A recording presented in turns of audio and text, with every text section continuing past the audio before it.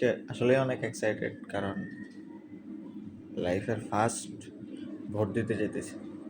I am 29 years old, আর এটা আমার লাইফের ফার্স্ট ভোট। গতকালকে অনেক টায়ার্ড ছিলাম ড্রাইভ করে এসে। এটা হচ্ছে, this is the room that I grew up in. I know it's Messi, কারণ আমরা এখন আর থাকি না ব্রাউনবাড়িতে এত বেশি।